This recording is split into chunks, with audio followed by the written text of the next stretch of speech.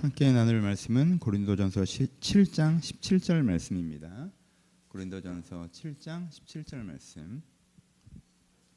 7장 전체를 보긴 할 건데 먼저는 17절 말씀 한 절만 같이 읽고 시작하겠습니다.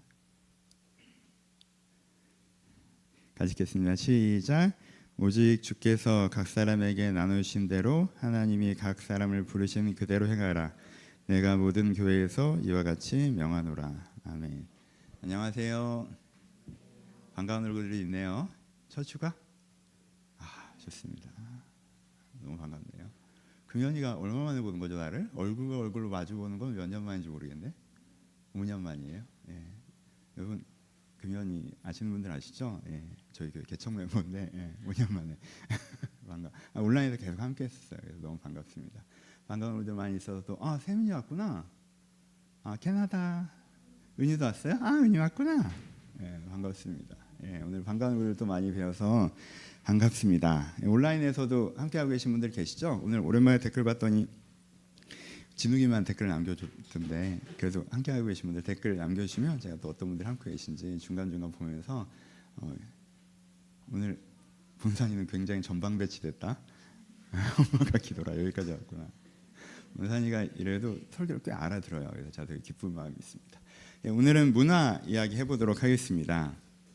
문화가 두 가지가 있다고 했죠. 하나는 놀이가 있고 또 하나는 뭐가 있다고 말씀드렸어요? 삶의 방식이 있다고 말씀드렸죠. 그래서 지난주까지는 놀이로서의 문화를 말씀드린 거고 이번 주에는 삶의 방법으로서의 문화 이야기를 해보려고 합니다. 이건 이제는 정말 100가지예요. 의식주도 문화죠. 음식 문화, 의복도 문화잖아요. 그렇죠? 주거 문화예요. 관혼상제도 문화죠. 결혼하는 방식, 한국 사람의 결혼식, 어느 나라 사람들의 결혼식, 어느 나라 사람들의 장례식, 관혼상제도 문화죠. 그 사람의 가정도 문화죠. 그렇죠? 가정에서 남편과 아내의 역할, 부모와 자녀의 역할, 교육하는 방식, 커뮤니케이션하는 방식, 그래서 가정도 문화입니다. 직장도 문화죠. 일을 하는 방식, 직장에서 관계를 맺는 방식, 이것도 문화입니다. 그렇죠? 또래 문화도 있죠. 그 또래끼리 공유하는 문화. 여기선 이래야 돼. 이때는 이래야 돼. 나름대로 그렇잖아요. 대학생 때는 술자리에서 일어나는 게 굉장히 결례고 이런 문화가 있잖아요. 그렇죠? 또래 문화라는 게 있습니다.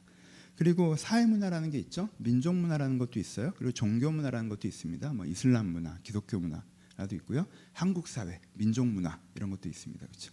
개인의 문화도 있습니다. 내가 삶을 살아가는 방법, 나의 대화법, 내가 문제를 해결하는 방식, 이게 뭐예요? 나의 개인의 문화예요. 나의 문화죠. 내가 삶을 살아가는 방법이죠. 이런 걸 총체적으로 다 뭐라고 해요? 문화라고 합니다. 여러분, 문화라고 하는 건 우리 반가운 사람 진짜 많이 왔구나. 낯선 애기 울음소리가 들어서 태서 왔구나. 반가워요. 태서야. 태서야 고마워. 사랑이 어디 갔어? 사랑이 막내 뺏겼네. 사랑이도 이제는 되게 큰 아이가 됐네요, 진짜. 이런 모두가 이제 문화예요. 문화는 삶을 살아가는 방법이에요. 그러니까 삶을 살아가는 모든 영역에서 모든 영역으로부터 문화라는 게 이제는 발생합니다, 그렇죠? 그래서 여러분들에게는 나에게는 뭐가 있어요? 나에게 여러 겹의 문화가 있는 거예요. 내가 한국 사람에서 갖고 있는 문화도 있고. 내가 삶을 살아가는 방식으로서의 문화도 있고 내가 어떤 직장 문화도 갖고 있고 그리고 내가 어떤 가정 문화도 갖고 있어요. 그게 켜켜이 쌓아서 내가 살아가는 방법이라는 걸 형성하고 있습니다. 이 문화에서 제게 중요하게 알아야 되는 정답 단어 4개가 있어요. 이건 여러분들 외우셨으면 좋겠어요. 여러분 평소에 살아가면서 외우세요. 존중, 교류, 자율, 효율입니다. 이 4개예요. 문화에서 중요한 건요. 존중, 교류, 자율, 효율이에요. 문화에서는 존중이 되게 중요해요. 왜냐하면 문학은 선악의 문제가 아니거든요. 삶을 살아가는 방법을 선택하는 거예요. 방법은 한 가지만 정답이 아니에요. 여러 가지가 있을 수가 있어요. 그러니까는 내가 살아가는 방법도 있지만 저 사람이 살아가는 방법도 있는 거예요. 그걸 뭐 할 수 있어야 돼요? 존중할 수 있어야 돼요. 문화에서 생겨나는 가장 큰 문제가 뭡니까? 충돌의 문제죠. 충돌의 문제는 왜 발생해요?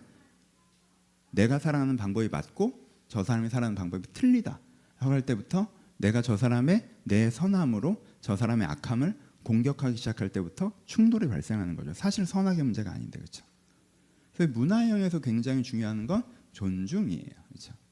두 번째로 중요한 건 교류입니다. 존중하니까 그래 네 문화는 그렇고 내 문화는 내 이러니까 각자 제 갈 길 가자. 그럼 사람들이 단절되죠. 그러면 안 되고 어떻게 해야 돼요? 같은 선상에서 내가 선하고 네가 악하니까 배워라. 내가 지혜롭고 네가 무지하니까 배워라가 아니라 같은 선상에서 나는 이런 방식으로 살아간다라고 서로가 서로의 문화를 어떻게 할 수 있어야 돼요? 소개할 수 있어야 돼요. 교류할 수 있어야 돼요. 그래야 서로의 세계가 더 넓어지죠. 그렇죠? 그리고 우리가 더불어 살아가는 교집합이라는 게 마련되고요. 그래서 문화에서는 존중과 교류가 중요합니다. 세 번째, 사실 이게 제일 중요한데요. 문화에서 제일 중요한 단어는 자율이에요. 여러분, 문화라고 하는 건 우리가 태어나면서부터 주어지죠. 그러니까 우리 윗세대의 문화라는 게 항상 거기에 있어요. 그럼 우리는 어릴 때 그것을 어떻게 할 수밖에 없어요? 습득할 수밖에 없죠. 근데 그 중에 어떤 것은 좋고요, 어떤 것은 나빠요. 어떤 것은 나에게 맞고요, 어떤 것은 나에게 안 맞아요. 그럼 우리가 뭘 해야 돼요? 좋은 건 계승하고 나에게 안 맞는 건 창조해야 돼요. 그렇죠? 이걸 자율성이라고 해요.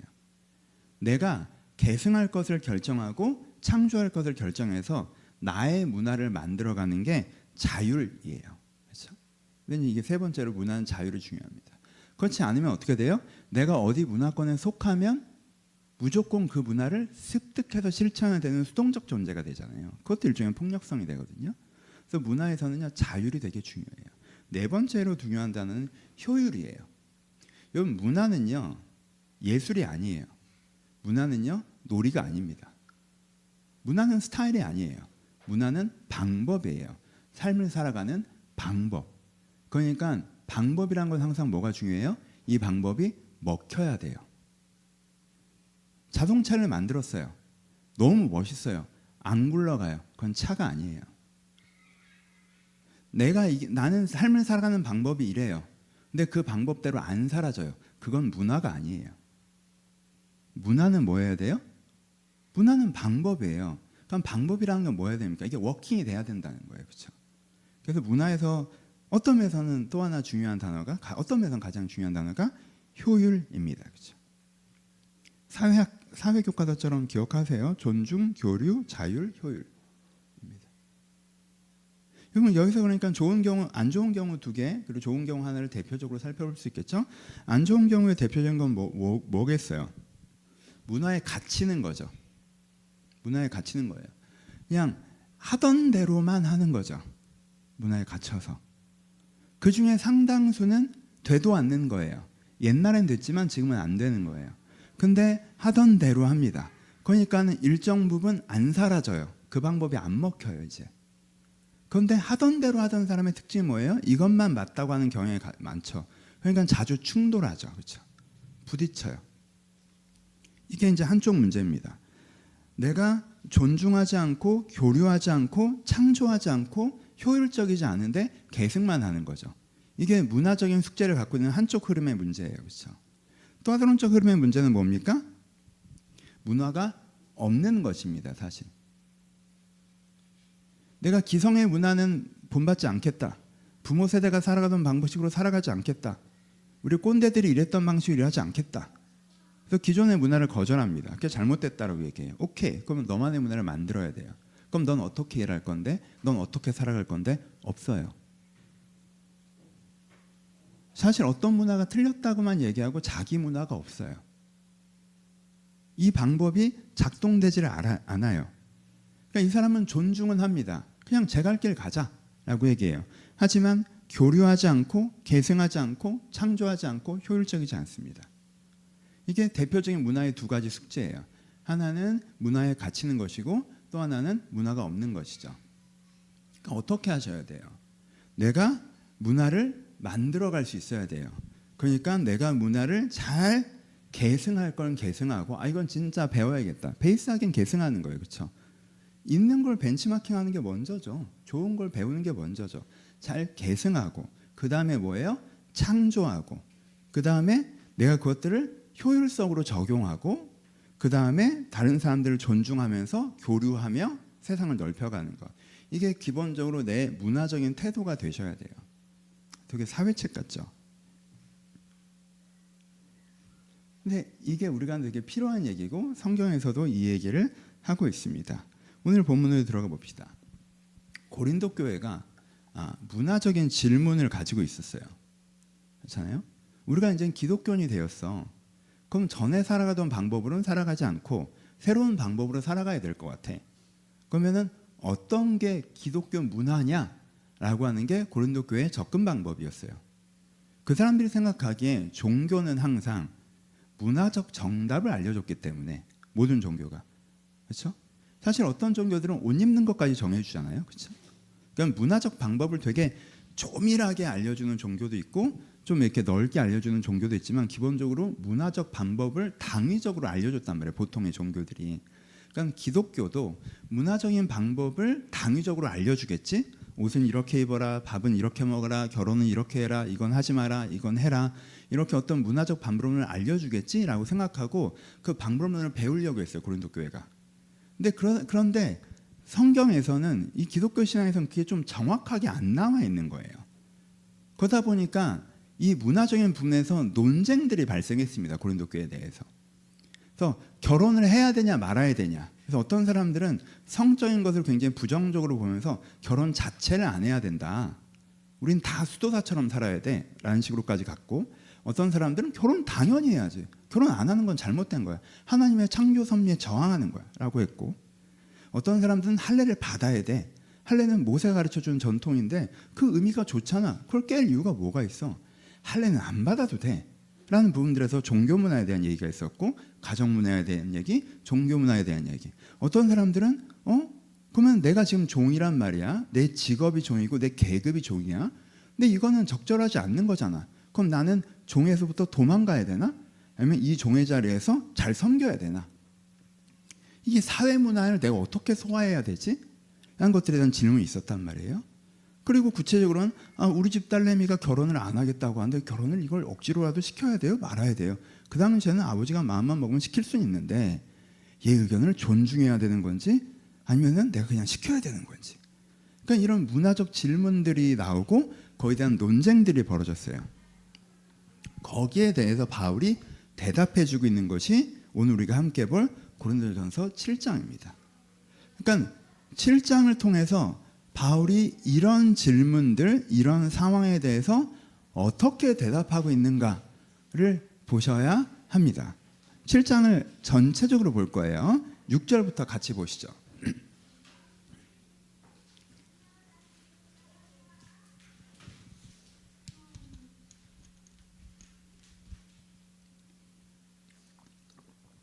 오늘 어린이가 부응했네요. 애들이 엄청 많아졌어. 6절부터 제가 쭉 읽어드릴게요. 같이 읽어주세요. 그 눈으로 따라오시면서 내용을 한번 요 흐름 속에서 한번 봐주셨으면 좋겠어요. 6절부터 제가 읽습니다. 그러나 내 이 말의 함은 권도요 명령은 아니라 나는 모든 사람이 나와 같기를 원하노라. 그러나 각각 하나님께 받은 자기 은사가 있으니 하나는 이러하고 하나는 저러하니라. 내가 혼인하지 아니하는 자들과 및 과부들에게 이르노니 나와 같이 그냥 지내는 것이 좋으니라. 만일 절제할 수 없거든 혼인하라. 정욕이 불같이 타는 것보다 혼인하는 것이 나으니라. 혼인한 자들에게 명하노니 명하는 자여 내가 아니요 주시라. 여자는 남편에게 갈리지 말고 만일 갈릴지라도 그냥 지내든지 다시 그 남편과 화합하든지 하라. 남편도 아내를 버리지 말라. 그 남은 자들에게 내가 말하노니 이는 주의 명령이 아니라 만일 어떤 형제에게 믿지 아니하는 아내가 있어 남편과 함께 살기를 좋아하거든 저를 버리지 말며 어떤 여자에게 믿지 아니하는 남편이 있어 아내와 함께 살기를 좋아하거든 그 남편을 버리지 말라. 믿지 아니하는 남편이 아내로 인하여 거룩하게 되고 믿지 아니하는 아내가 남편으로 인하여 거룩하게 되나니 그렇지 아니하면 너희 자녀도 깨끗하지 못하리라. 그러나 이제 거룩하니라. 그럼 믿지 않은 자가 갈리거든 갈리게 하라. 형제나 자매나 이런 일에 구속받을 것이 없느니라. 그러나 하나님은 화평 중에서 너희를 부르셨느니라. 아되는 자여 내 남편을 구원할지 어찌 알 수 있으며 남편 된 자여 내가 내 아내를 구원할지 어찌 알 수 있으리요. 주께서 각 사람에게 나눠주신 대로 하나님이 각 사람에게 부르신 그대로 행하라. 내가 모든 교회에게 이와 같이 명하노라. 할례자를 부르시면 할례자로 부르시는 받은 자가 있느냐? 무할례자가 되지 말며 무할례자로 부르시는 받은 자가 있느냐? 할례를 받지 말라. 할례 받는 것도 아무것도 아니요 할례 받지 아니한 것도 아무것도 아니로되 오직 하나님의 계명을 지킬 따름이라. 각 사람이 부르심을 받은 그 부르심 그대로 지내라. 내가 종으로 있을 때 부르심을 받았느냐? 염려하지 말라. 그러나 자유할 수 있거든 차라리 사용하라. 주 안에서 부르심을 받은 종이라도 주께 속한 자유자여 또한 이와 같이 자유자에 있을 때 부르심을 받은 자는 그리스도의 종이니라. 너희는 갑으로 산 것이니 사람들의 종이 되지 말라. 형제들아 각각 부르심을 받은 그대로 하나님과 함께 거하라. 처녀에 대해서는 내가 주께 받은 계명이 없으되 주의 자비하심을 받아서 충성된 자가 되어 의견을 고하노니 내 생각에는 이것이 좋으니 곧 임박한 환난을 인하여 사람이 그냥 지내는 것이 좋으니라. 내가 아내에게 매였느냐 노익을 구하지 말며 아내에게 노였느냐 아내를 구하지 말라. 그러나 장가가는 것도 죄는 아니요 시집가는 것도 죄는 아니로되 이런 일들은 육신의 고난이 있으니 나는 너희를 아끼노라. 형제들아 내가 이 말을 하노니 때가 단축되어진 고로 이후로부터 아내인 자들은 없는 자들과 같이 하며 우는 자들은 울지 않는 자 같이 하며 기쁜 자들은 기쁘지 아니한 자들과 같이 하며 매매한 자들은 없는 같이 하며 세상의 물건을 쓴 자는 다 쓰지 못한 자를 같이 하라. 이 세상 행적은 지나감이라. 너희가 염려가 없기를 원하노라. 장가가지 않는 자는 주애를 염려하여 어찌하여 주를 기쁘게 할까 하되 장가간 자들은 세상 일을 염려하여 어찌하여 아내를 기쁘게 할까 하며 마음이 나누이며 시집가지 아니한 자들은 자와 처녀들은 주애를 염려하여 몸과 영을 다 거룩하게 하려 하되 시집간 자들은 세상 일을 염려하여 어찌하여 남편을 기쁘게 할까 하느니라. 내가 이것을 말하면 너의 유익을 위하며 너에게 올무를 놓으려 함이 아니니 오직 너희로 하여금 일치로 합하여 분유함이 없게 주를 섬기게 하려 함이라. 누가 자기 처녀 딸에 대한 일을 이치 합당치 못한 줄로 생각할 때 홍기도 지나고 그같이 할 필요가 있거든 마음대로 하라. 이것은 죄지는 것이 아니 혼인하게 하라. 그러나 그 마음을 굳게 하고 또 부득이한 일이 없고 자기 뜻대로 할 권리가 있어 그 처녀 딸을 머무기를 두기로 마음에 작정하였어도 잘하는 것이나 그러므로 처녀 딸을 시집 보낸 자도 잘하는 거니와 시집 보내지 아니한 자는 더 잘하는 것이니라. 아내가 그 남편이 살 동안에 매였다가 남편이 죽으면 자유하여 자기 뜻대로 시집갈 것이나 주 안에서만 할 것이라. 그러나 내 뜻에는 그냥 지내는 것이 더욱 복이 있으리로다. 나도 또한 하나님의 영을 받은 줄로 생각하노라. 아멘. 쭉 맥락이 좀 잡히세요? 이 비유를 갖고 보시니까 바울이 지금 뭐라고 대답하고 있죠? 바울의 첫 번째 대답은 뭐예요? 거기에 정답은 없다. 하지만 최선의 답이 있다는 거죠. 그렇죠? 바울이 6절에 뭐라고 그래요? 그러나 나는 이 말을 하면 권도요 명령은 아니라. 명령이 아니야. 이게 정답이 아니야. 그렇죠? 정답은 아니에요. 근데 40절에 뭐라고 해요? 나도 또한 하나님의 영을 받은 줄로 생각하노라. 그건 최선의 답을 얘기해 주는 거야. 내가 정답을 얘기하는 것은 아니지만 최선의 답을 얘기하는 거예요. 그래서 중간중간에 계속 반복하죠. 이는 주의 명령이 아니니라 라고 얘기하는 부분들도 있고요. 이건 권도이지 하나님의 뜻은 아니다 라는 것을 중간중간 계속 반복해서 얘기하죠. 그렇죠? 그러니까 우리가 문화적인 문제를 다룰 때는 뭘 하셔야 돼요? 선악의 문제가 아니라 문화적인 문제를 다룰 때는 내가 정답이 있다고 생각하는 건 아니지만 지금 나에게 해당되는 최선의 답이 있다는 생각으로 접근을 하셔야 돼요. 그러니까 여기서 우리가 기본적으로 가질 수밖에 없는 태도가 뭐예요? 당연히 존중이죠. 정답이 있다면 모두가 이것을 지켜야 되는 거지니까 내가 이 깃발을 들고 싸우겠지만 최선의 답을 얘기하셨기 때문에 그렇죠? 나는 내 답을 찾아가면서도 다른 사람의 답을 존중할 수 있어야 하는 것이죠. 그렇죠? 그래서 그럼 바울이 그러면 어떻게 그 답을 찾아가니? 라고 얘기할 때 그러니까 그 다음부터는 답을 찾아가는 것 자체가 중요하잖아요. 근데 세 가지 기준을 제시하죠. 첫 번째 기준은 뭐예요? 네가 어떤 사람인지가 중요해 라고 하시죠. 그렇죠? 하나님께 받은 각자의 은사는 있으니 하나는 이러하고 하나는 저러하다. 그러니까 네가 이러한 애인지 저러한 애인지를 파악하는 게 중요해. 네가 결혼에 합당한 애인지 결혼에 안 합당한 애인지 파악하는 게 중요해 라는 거죠. 그렇죠? 그래서 그 뒤에 처녀딸에 대한 얘기를 할 때 그러잖아요. 이치에 합당치 못한 줄로 생각할 때 홍기도 지나고 그같이 할 필요가 있거든 마음대로 하라 혼인하게 하라 라고 얘기하고 그러나 마음을 굳게 하고 부득이한 일도 없고 자기 뜻대로 할 권리가 있거든 마음에 잘하는 것이라 혼자 지내면 잘하는 것이다 라고 하죠. 그러니까 어떤 사람은 마음을 굳게 하고 부득이한 일도 없고 자기 뜻의 권리대로 혼자 있는 게 나에게 최적화다 라고 그걸 선택해 나간다는 거야. 그럼 잘하는 거야. 근데 그런 사람이 아니야. 그래서 결혼하고자 그것도 잘하는 거야 라는 게 제시하는 거죠. 그렇죠? 그러니까 여기서 첫 번째 답은 뭐예요? 내가 어떤 사람인지 파악하라는 거예요. 네 문화를 만들어가는 데 있어서 네가 누구니? 이렇게 해요 저렇게 해요 라고 할 때 바로 대답은 뭐예요? 그거 사람마다 달라. 이 사람은 이러하고 저 사람은 저러해. 그러니까 네가 문화에 대한 답을 찾으려면 네가 어떤 사람인지 아는지가 첫 번째야 라고 얘기하시죠. 그렇죠? 그 다음에 두 번째 얘기하시는 건 뭐예요? 두 번째 얘기하시는 건 상황을 얘기해요. 난 이런 사람이니까 이렇게 살아 라고 하는 것도 있지만 지금 바울이 굉장히 중요하게 얘기하는 문화적인 베이스는 뭐냐면 상황입니다. 뭐예요? 야, 이혼을 해요 말아요? 라고 했을 때 네가 어떤 사람이가 중요하다고 얘기해요? 아니죠. 걔가 어떤 애인지가 중요하지 라고 얘기하죠. 그 남자가 갈리우고자 한다면 갈리야. 그 여자가 같이 살고자 하는 의지가 있으면 같이 살 수 있지. 일단 상황이 중요하다고 얘기하세요. 네가 할례자로 태어났느냐? 할례를 받아라. 할례자로 살아. 무할례자로 태어났느냐? 무할례자로 살아. 그건 그렇게 중요한 문화가 아니야. 네가 주어지는 상황에서 별로 중요하지도 않은 문화를 바꾸겠다고 네 인생 에너지를 낭비하지 마. 왜 네가 할례자인데 막 그렇게 무할례자가 되려고 하고 무할례자인데 뭐 그렇게 할례를 받으려고 하고 중요한 것도 아닌데 그건 그냥 주어진 상황대로 수용을 해. 그거 중요한 거 아니야. 뭐라고 얘기할래요? 해서 할례 받은 것도 아무것도 아니고 할례 받지 아니한 것도 아무것도 아니로돼라고 해요. 그거 중요한 거 아니야. 그냥 그건 주어진 대로 살아 라고 얘기하시죠. 또 뭘 얘기하세요? 상황을 얘기하시는 게 종된 거에 대한 얘기를 하시죠. 종을 있을 때 부르심을 받았느냐? 염려하지 말라. 그러나 자유할 수 있거든. 차라리 사용하라라고 얘기하세요.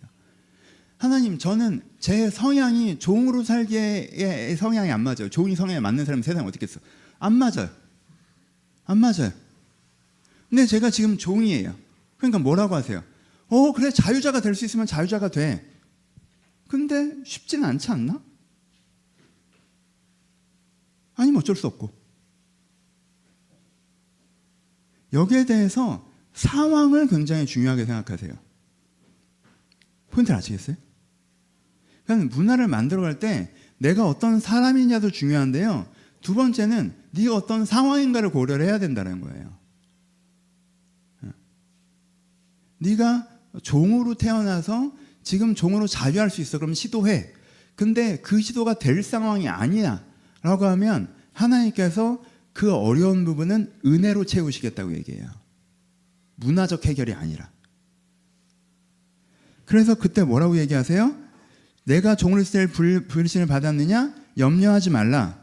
주 안에서 부름받은 자는 종이라도 주께 속한 자유자요 라고 얘기해요. 너희는 값으로 산 것이 되었으니 사람의 종이 되지 마라. 하지만 각각 부름받은 그대로 하나님과 함께 거하라고 얘기해요. 자유자인 게 이상적인 답이긴 한데 지금 그 상황이 않고 네가 종으로 부름받았으면 그 상황 내에서 최선을 찾아야 된다라고 말씀하세요. 제가 군인인 게 문화에 맞을까? 그래서 나는 군인인 게 문화에 안 맞아.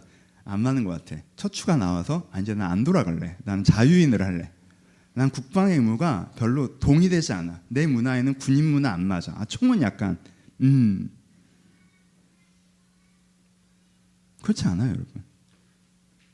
문화적인 거에 이상적인 접근을 하지 마시고 그것으로 하나님이 뭔가 잘못하고 계시다고 생각하지 마세요. 문화적인 게 굉장히 큰 부분은 상황을 고려하라고 하셨어요. 세 번째는 뭘 얘기하세요? 신앙을 고려하라고 하세요. 지금 하나님께서 이 얘기를 하시면서 네가 어떤 문화를 선택할 때 제일 중요한 기준점이 뭐가 돼야 된다고 말씀하세요? 저는 혼자 있을 때 행복해요? 아니, 너는 혼자 있을 때 신앙생활을 더 잘할 수 있는 애야? 같이 있을 때 신앙생활을 더 잘할 수 있는 애야? 이렇게 물어보시죠. 네가 혼자 있으면 막 하나님을 잘 섬기려는데 결혼하면 막 눈이 돌아가가지고 막 지 남편, 지 아내를 어떻게 하면 기쁘게 할고 막 이래서 정신 못 차리고 살 스타일이야. 그러면 하나님께서 보시기에 얘는 혼자 있는 게 낫겠다. 얘는 같이 있으면 서로 이렇게 하면서 하나님도 잘 섬기려는데 혼자 있으면 외로워서 죽어버리래야 막. 하나님 꿀 원망하고 저주하고 막 이렇게 죽어버리래야. 그럼 너는 같이 있는 게 낫겠다. 내가 결정하는 게 아니죠. 하나님 앞에서 내 욕망이 우리의 문화의 결정이 될 때가 많죠. 난 같이 있고 싶어. 난 혼자 있고 싶어. 난 외로워. 결혼하고 싶어. 귀찮아. 이혼하고 싶어. 내 욕망이 기준점이 돼서 어떤 문화를 결정해가는 게 아니라 내 신앙의 기준점이 돼서 내가 하나님 앞에서 더 아름다운 사람으로 삶을 살아가는데 어떤 문화가 나한테 더 맞을까라는 걸 나한테 중요한 기준점으로 삼으라고 하세요. 그러니까 여기에 균형이 있어요. 여러분들의 성향을 고려하는 건 여러분들의 욕망이 고려되는 거예요. 그렇죠? 여러분들의 기질이 고려되는 거고. 근데 또 하나의 기준점으로는 뭐가 제시되는 거예요? 여러분들에게 더 중요한 신앙이 고려돼야 되고 그 다음에 상황이 고려돼야 되고 이 세 가지를 고려해서 뭘 하라는 거예요? 네가 살아가는 방법을 만들어 가라는 거예요. 그래서 어떤 사람은 결혼을 하고 어떤 사람은 결혼을 하지 않고 어떤 사람은 이혼을 하고 어떤 사람은 이혼을 하지 않고 어떤 사람은 할례자이고 어떤 사람은 무할례자이고 어떤 사람은 종이고 어떤 사람은 종으로부터 도망하고 기회가 있으면 도망가. 아니면 여기서 튀다가 죽을 것 같으면 일단 참아. 그렇죠? 그걸 고려해서 어떻게 하라는 거예요? 내가 살아가는 방법을 만들라는 거예요. 한 가지 더 얘기하세요. 제일 도도하게 흐르고 있는 흐름. 한 가지 더. 이 답의 가장 핵심적인 흐름은 뭔지 아세요? 그렇게 중요한 게 아니에요. 지금 바울이 얘기한 톤이 뭐예요? 좀 귀찮아하는 것 같지 않아요? 고린도서 전체를 읽어보시면 더 느껴져요. 6장에서 열정적으로 얘기합니다. 막 13장에서 열정적으로 얘기해요. 근데 7장 얘기에서 톤이 뚝 떨어져. 그냥 뭐 하려면 하고 말라면 말고 뭐 이혼해야 돼요? 남자애가 이상하면 해야지. 근데 원론적으로는 안 하는 게 맞지. 걔가 헤어지지? 헤어져. 걔 같이 살지? 참아봐. 우리 딸내미가 결혼 안 하겠다고 버티는데 왜? 애가 정신 똑바로 차려서 지 인생 살려고 버티는 거야? 그럼 시키지 마. 애가 정신머리 없는 애가 결혼만 안 하겠대. 야, 시켜. 기본적인 톤이 큰 관심은 없죠. 여 전체에서 굉장히 관심 있게 얘기한 건 열정이 담긴 건 요 구절이에요. 형제들아 내가 말을 하노니 때가 단축된 도로 이후로부터 아내는 자는 없는 것 같이 하며 우는 자는 울지 않는 것 같이 하며 기쁜 자는 기쁘지 아니한 것 같이 하며 매매한 자는 없는 것 같이 하며 세상 문 쓰인 자는 다시 쓰지 못하는 것 같이 하라. 세상 행적은 지나감이라. 네 문화에 네 살아가는 방법에 네 삶에 엄청 의미 부여하지 마. 마치 이런 삶의 방식을 정해서 이렇게 살면 그게 인생의 정답을 찾은 것처럼 굴지 마. 그렇게까지 중요한 거 아니니까. 그러니까 바울이 얘기해요. 그렇죠? 난 아내를 얻었어. 난 남편을 얻었어. 다 이루었다. 난 직장을 얻었어. 난 사업에 성공했어. 난 다 이루었다. 난 아내를 얻지 못했어. 난 물건이 없어. 돈이 없어. 모든 걸 잃었다. 이러지 마. 이게 뭐 그렇게까지 중요해. 라는 게 바울의 톤이에요. 여러분 이 네 가지 대답을 여러분들이 7장을 꼼꼼히 읽어보면서 다시 한번 느껴보세요. 지금 바울이 뭐라고 얘기하고 있는지. 바울이요 우리 문화에 대한 대답을 해줍니다. 거기에 정답은 없어요.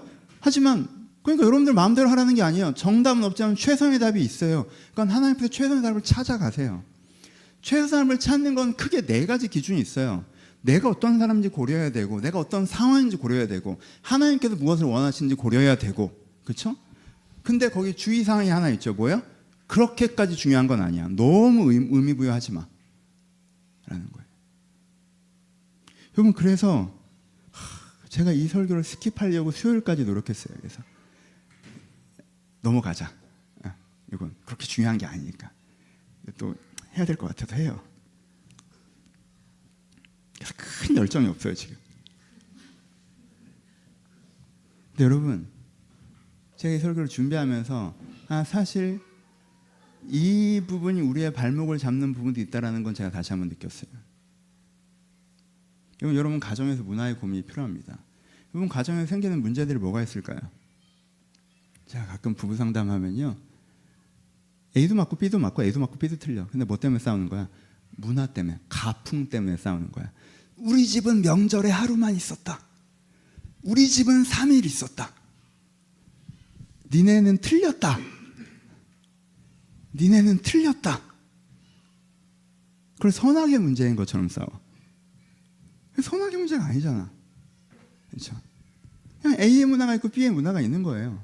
둘 다 선악의 문제가 아니에요. 저 사람 왜 저러는지 모르겠어. 부부끼리 하는 말 중에 상당 부분은요, 문화예요. 그렇죠? 부모가 자녀와의 갈등에도 이런 부분이 있습니다. 부모가 자기가 살아가는 삶의 방식이 있어요. 성공한 부모일수록. 좋은 개인의 문화가 있으니까 성공했을 거 아니에요. 그러니까 자기가 살아가는 삶의 방식이란 게 있단 말이에요. 그걸 아이한테 가르쳐주고 싶죠. 그래서 밖에서는 다른 사람의 문화를 존중하는 사람이요, 집에 와서는 내 아이의 문화를 존중하지 못해요. 이 방법을 막 가르쳐주고 싶어요. 그것 때문에 싸우는 거죠, 사실.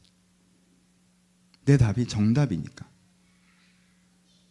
아이는 부모의 답은 싫어요. 그래, 존중할게. 네 답이 뭐니? 없어. 네 답이 있어야 될 거 아니야. 그럼 넌 어떻게 살 건데? 넌 어떻게 살 건데? 가정의 문화라는 게 있어야 돼요. 가정의 문화에 대한 고민이라는 게 필요해요.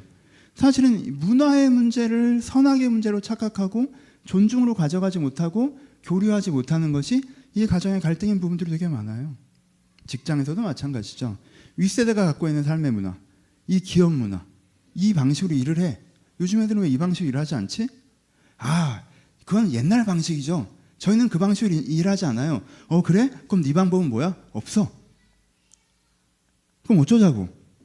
기성의 방식이 틀렸다고 얘기할 거면 결과를 만들어내는 내 방식이 있어야 되잖아요. 그 방법이 지금 여기 비판가들을 모아놓은 거 아니잖아요. 그럼 네 방법을 보여주란 말이에요. 그러지 못하니까 윗세대한테 무시당하는 거잖아요. 더 좋은 방법으로 더 좋은 결과치를 내요. 그럼 아무도 무시하지 않으니까. 그건 아니지. 그럼 뭐가 맞냐고. 직장에서 우리가 갖고 있는 문화의 문제들, 신앙도 마찬가지죠. 그러면 제가 반복적으로 말씀드리죠.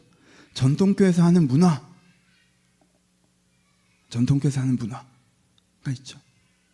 그 문화는 저희 수용할 수 없어요. 그럼 네 문화는 뭔데?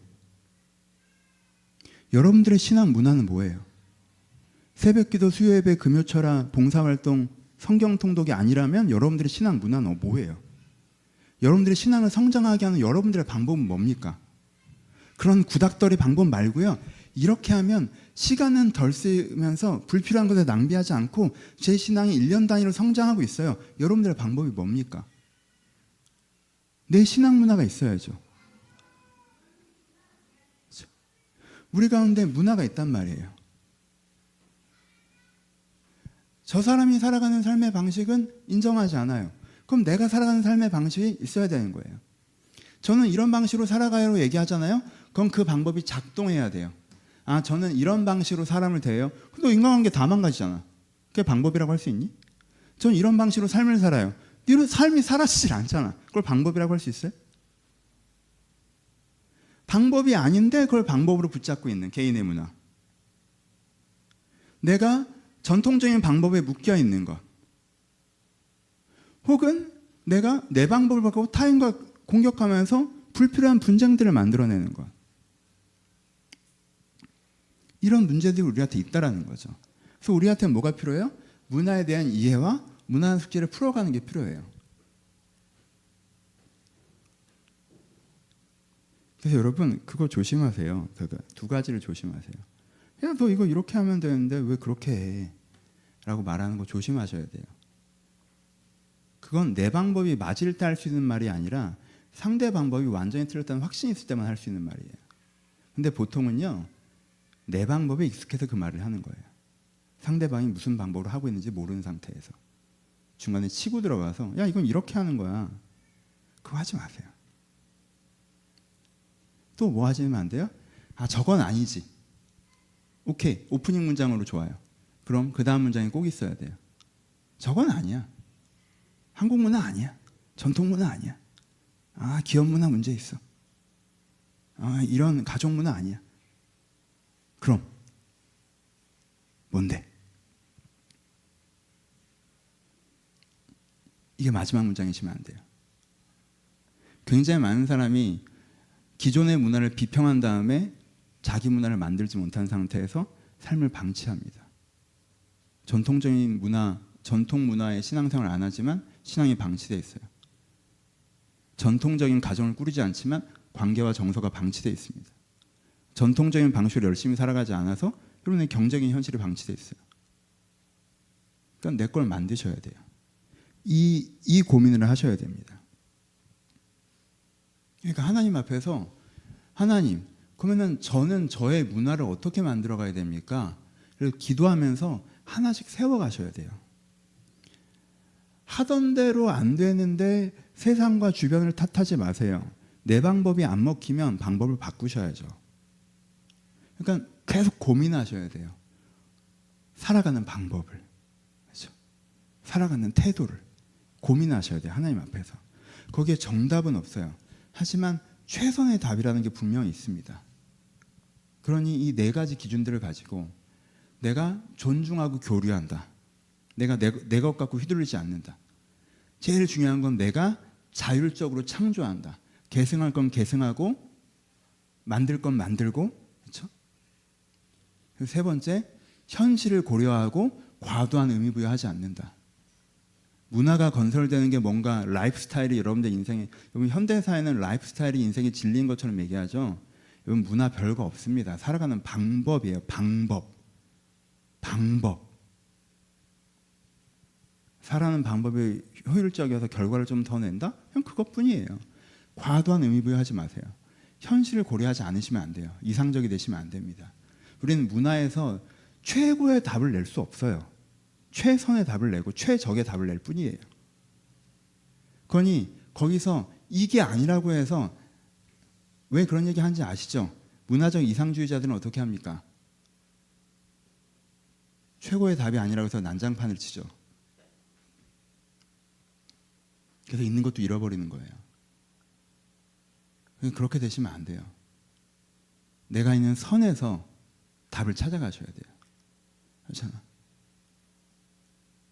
내가 나라는 사람을 고려하고 신앙을 고려하고 상황을 고려하는 상에서 내 문화를 만들어가고자 하셔야 합니다. 이것을 이제 문화 사명이라고 합니다. 문화 사명이라고 하는 건 문화를 아름답게 만들어가는 거예요. 그래서 크게 이것을 3단계로 나눠서 얘기할 수 있습니다. 첫 번째는 죄송해요.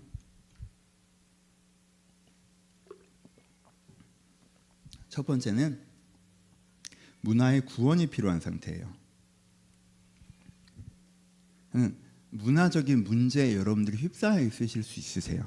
아까 얘기했던 충돌의 갈등 혹은 부재의 방치, 되지 않는 방법을 쓰고 있는 것들에 대한 덜컥거림, 여러분들이 그런 것 가운데 있다면 여러분들은 문화의 구원이 필요한 상태세요. 내가 계속 존중하지 못하고 다른 사람과 충돌한다? 여러분, 은혜와 구원이 필요합니다. 되도 않는 방법을 붙잡고 있어서 덜컥거린다? 여러분, 문화의 구원이 필요하세요. 뭐가 아닌지는 알겠는데 뭐가 맞는지 모르겠다? 여러분, 문화의 구원이 필요하세요. 여러분, 문화의 구원이 필요해요. 그걸 가지고 기도하셔야 돼요. 구원의 은혜를 바라셔야 돼요.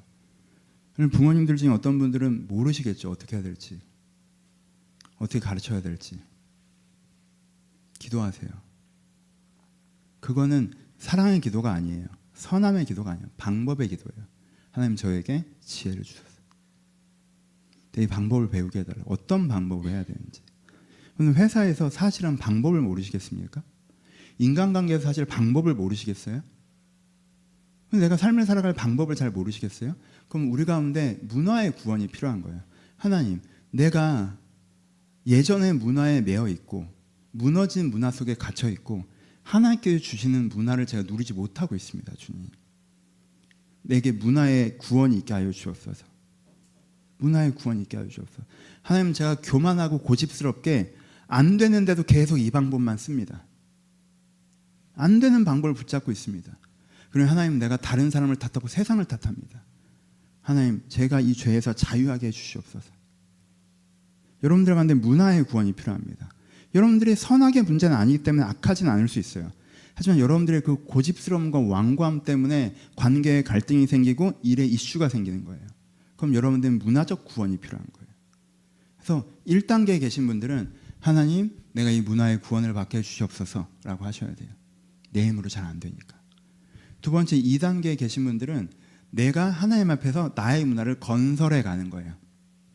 하나님, 내가 하나님 앞에 배워서 관계는 이렇게 하는 걸 배웠어요. 존중하는 것도 배웠어요. 근데 이 부분에서 이건 내가 어떻게 해야 될지 모르겠어요, 주님.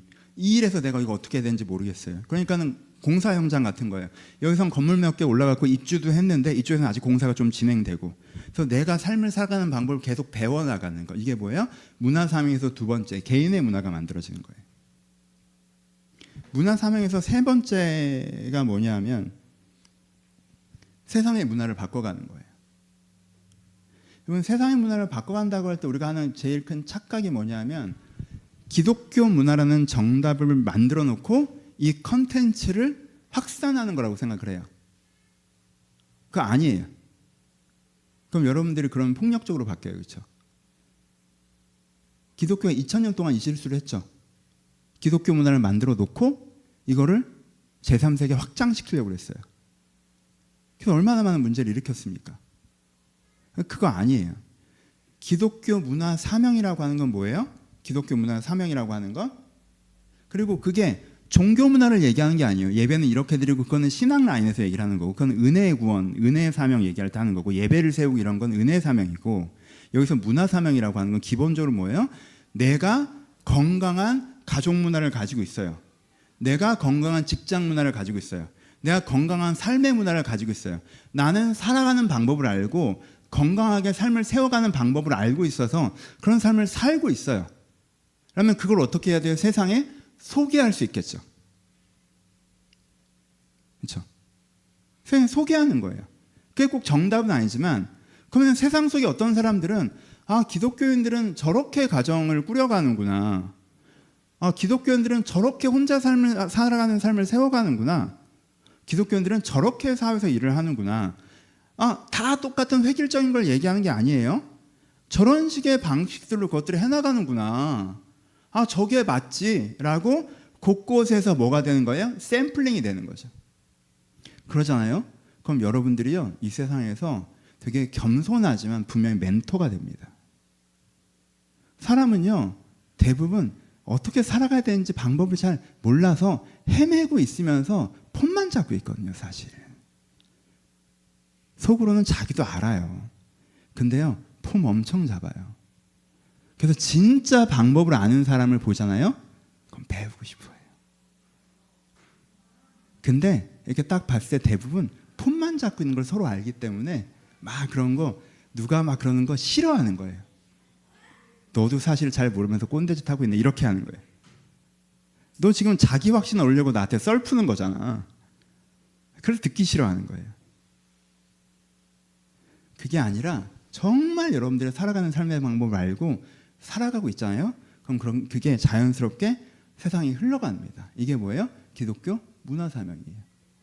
이렇게 하면 기독교 가정은 좀 다르더라. 기독교 기업은 좀 다르더라. 기독교는 삶은 좀 다르더라. 라는 게 나타나요. 그걸 꼭 메이드 인 브랜드를 붙이지 않아도, 저희는 기독교 기업입니다, 주일은 쉽니다, 이게 막 그렇지 않아도 이렇게 나타나는 거예요. 이게 하나. 이게 기독교 문화 사명의 제일 중요한 부분이죠. 그리고 지역적으로는 세 가지예요. 기독교 문화 사명은요, 그 다음에 얘기하는 건 억압과 싸움입니다. 여러분, 기독교 문화가 두 가지 패턴이 있는 거 아시죠? 기독교 문화 사명이요, 시대적으로는요, 두 가지 방향으로 나타나요. 하나는 억압된 문화와 싸워요. 전통 유교 문화, 잘못된 구습, 썩어져가는, 사람을 해치는 이런 어떤 전통된 잘못된 문화와 싸워요. 억압적인 문화와 싸워요. 그리고 또 하나는 뭐예요? 세속적인 문화와 싸웁니다. 그러니까 여기서 세속이라는 건 일반 사회를 얘기한 게 아니에요. 아예 악한 거. 전 기준이 악해. 노예제도, 이거는 문화가 아니지. 축첩, 이런 건 문화가 아니야. 이건 그냥 악한 거야 라고 하는 거랑 싸워요. 그래서 기독교 문화운동이 나타나는 또 하나의 양식은 사람을 억압하는 문화나 악한 문화와 싸우는 거예요. 그렇죠? 근데 여기서 되게 잘 생각하셔야 돼요. 이게 기독교인에게 악한 건지 일반적으로 악한 건지에 따라 달라요. 이게 일반적으로는 악하지 않는데 기독교인인데 저건 악해. 그래서 싸우는 건 약간 문제가 생겨요. 그건 문화운동은 아니에요. 저건 보편적으로 악한 거예요. 하나님 보시기에도 악하고 사람도 양심이 있다면 저게 악한 걸 알 거야 라는 것과 싸우는 거예요. 그래서 기독교인들은 그래서 이건 진짜 아니지 라는 것과 불편으로 싸웁니다. 그리고 그게 맞고 틀리고를 떠나서 획일화시키고 모두를 같은 틀 안에 집어넣으려고 하는 것과 싸워요. 여러분, 이분의 기독교는 되게 멋있는 종교예요. 여러분, 뭐 이거는 그냥 괜한 얘기인데 이슬람교나 카톨릭이나 힌두교나 1000년 전에 예배드리던 방식으로 지금도 예배드립니다. 그렇죠? 그 사람들은 모든 문화 양식을 다 결정해줘요. 이렇게 하라고 해요. 그렇죠? 그 행동이고 내용을 보장하는 것처럼 기독교는 그 방향으로 가지 않아요. 매번 문화의 옷을 갈아입습니다. 여기는 아프리카야? 그럼 양복 입을 필요 없지. 아프리카야? 그럼 찬양을 1시간 반 할까? 여기 대한민국이야? 60년대야? 오케이, 그럼 산에 올라가야겠네? 뭐 꼭 이렇게 거룩한, 그렇게 하지 않아요. 문화의 옷을 갈아입어요. 내용은 똑같으면 되니까. 그렇죠? 그래서 억압적인 것과 또 싸우고 악한 것과 또 싸워요. 이게 기독교 문화운동이에요. 그리고 또 하나, 기독교 문화운동의 또 하나는 뭐냐면요, 괜한 갈등에서 피스메이커 역할을 해요. 이건 그냥 문화 충돌이야, 선악의 문제가 아니야 라는 상황이 되잖아요. 그럼 기독교는 거기서 피스메이커 역할을 합니다. 그러니까 진보도 결국 나라를 잘 하자는 거잖아. 보수도 나라를 잘 하라는 거잖아. 근데 이건 진보 보수는 문화가 아니구나. 하여튼 너도 어떤 문화적으로 이렇게 생각하고 너는 문화적으로 이렇게 생각하는 거잖아. 엄마는 애 공부 잘하라고 이렇게 이 방법을 얘기하는 거잖아. 애는 하여튼 그냥 넌 근데 이렇게 살고 싶다는 거지. 그러면 거기서 기독교 문화운동은 피스메이커 운동이 돼요. 서로를 이해하는, 서로를 수용하는, 서로 교제하는. 그래서 기독교 문화운동은 3가지예요. 하나는 좋은 샘플을 만들어주고, 이게 획일적 정답이 아니에요. 이런 것도 괜찮지 않아? 라는 여러 가지 샘플이 제시되는 거예요. 알아서 변주들 하시고. 또 하나는 악한 문화나 권위적인 문화와 싸우고, 3번째는 괜한 충돌 사이에서 화평케 하고. 그래서 이런 식으로 할 때 그 문화가 선하고 아름다워지는 거예요. 이게 기독교 문화운동이에요. 막 모든 사람이 찬송가를 듣고 이런 거는 은혜 사명이고, 그거는 이제 신앙 사명이고, 틀렸다는 게 아니라 그거는 아니고, 그거랑 다른 거고, 이렇게 돼야 돼요. 말씀을 마칩시다.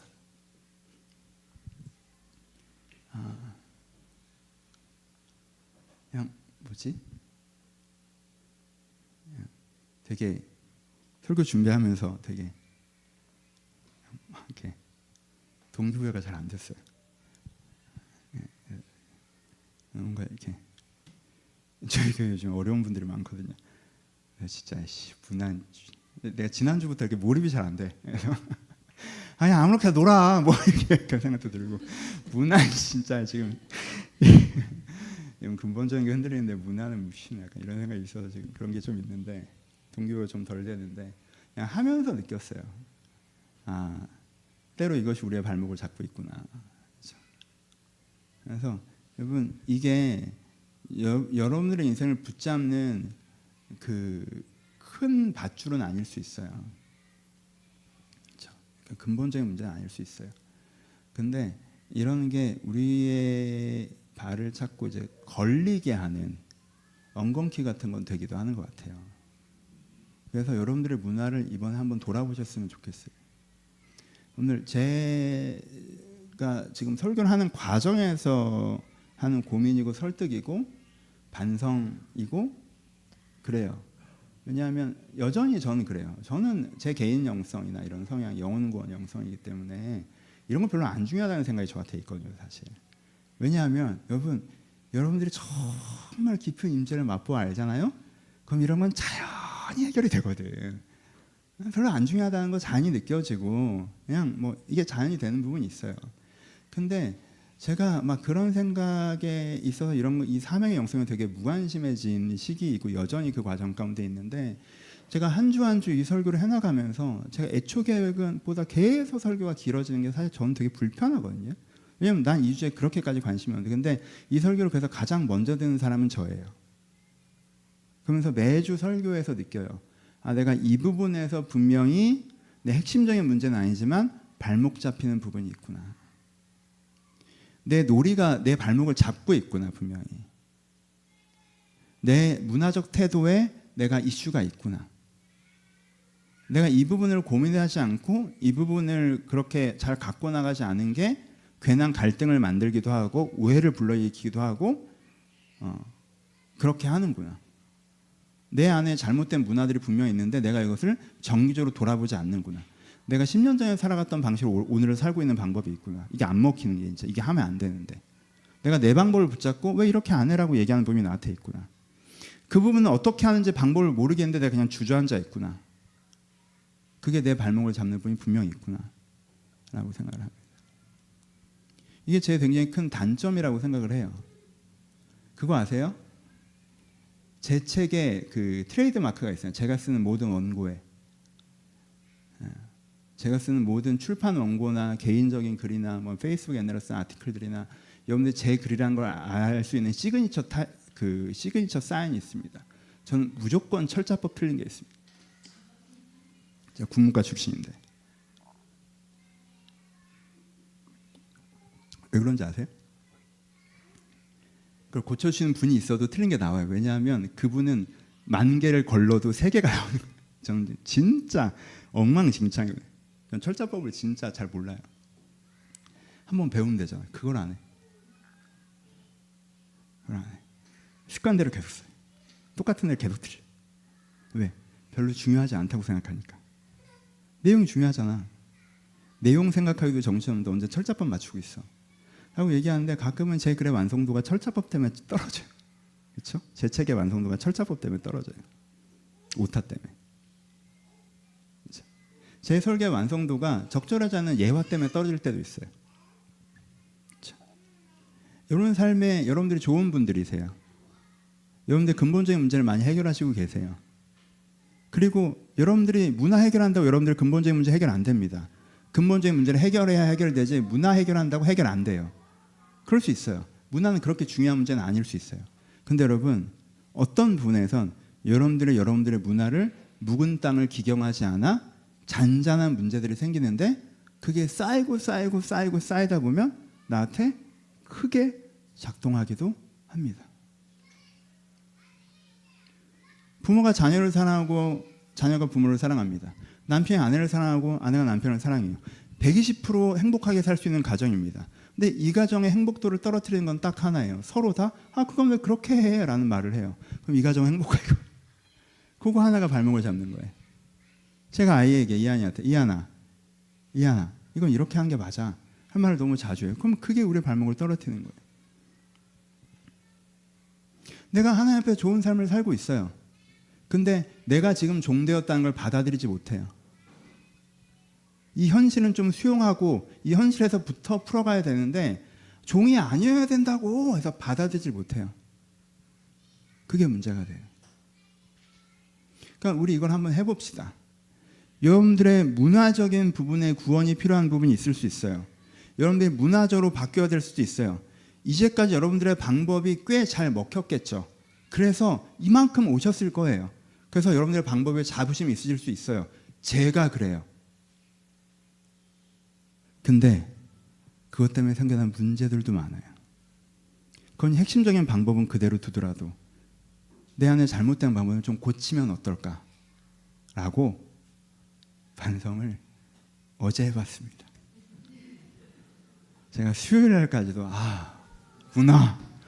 제가 화요일 날까지는요 창조 엔딩 설교하고 있어요. 창조 다음에 엔딩 설교. 문화는 못하겠어. 엔딩 설교하고 있어요. 근데 이 본문을 마음에 주시고 제가 사실 제일 별로 성경에서 한 장을 빼면 2장을 빼도 된다고 생각해요. 저는. 왜냐면 바울이 자기 의견이라고 그랬으니까. 성경 66권 중에 빼면 안 되고 더해지도 않아야 되지만 굳이 뺀다면 자기 의견이라고 했던 고린도서 7장에 빠져야 되지 않겠습니까? 근데 그 본문을 설교하는 게 그렇게까지 와닿지 않아요. 그러니까 저와 같은 단점이 혹시 저 때문에 더 강화되신 분들이 있으시다면 인생의 큰 선은 잘 그으시지만 이런 자잘하고 섬세한 선, 문화적인 선을 잘 못 그으신 분들이 있다면 오늘 한번 돌아보셨으면 좋겠어요. 하나님, 제 문화를 제가 돌아보고 갖고 나가게 하여 주옵소서. 내가 삶을 대하는 방식, 사람을 대하는 방식, 문제를 해결하는 방식, 이것이 맞습니까 하나님? 저는 이래요라고 말하기 이전에 하나님, 나에게 가장 좋은 방법을 내가 배워가게 해달라고 여러분들이 고민하실 때 하나님께서 여러분들 가르쳐 주실 거예요. 그것이 여러분을 더 성숙한 사람으로 만들어 줄 것입니다. 같이 기도하시겠습니다.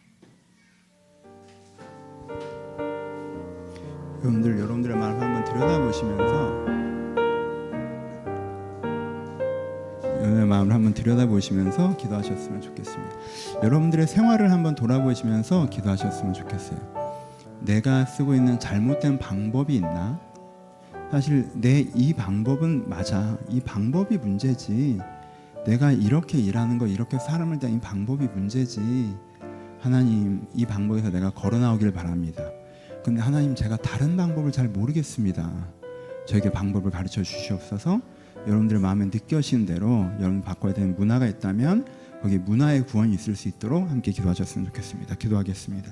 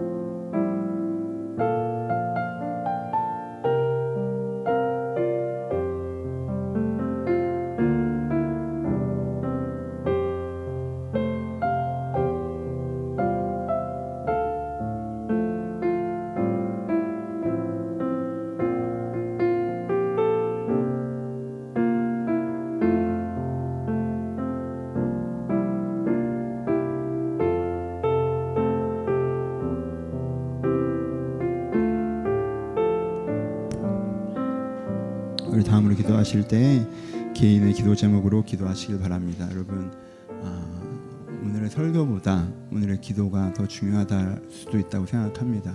여러분들 개인에 갖고 있는 그 숙제를 가지고 하나님 앞에 오셨으니까 여러분 주중에도 기도하시겠지만 주일 예배를 갖는 상징성이 있지 않습니까? 우리 하나님 앞에 오셨으니까 하나님, 제가 이 문제가 있습니다. 이 숙제가 있습니다. 하나님, 이 문제가 좀 찾아와 달라고 개인의 기도 제목을 간절하게 함께 기도하기를 소원합니다. 기도하겠습니다.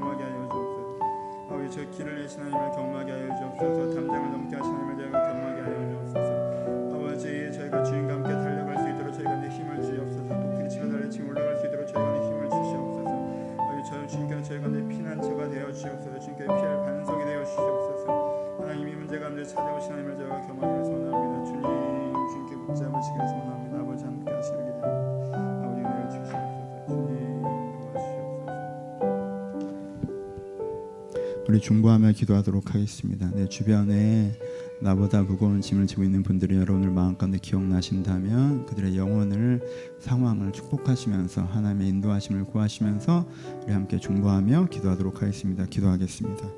아버지, 주님께서 우리 가운데 함께 하시길 소원합니다. 아버지, 우리 주변에 있는 사람들 가운데 주님께 은혜를 베푸시길 바랍니다.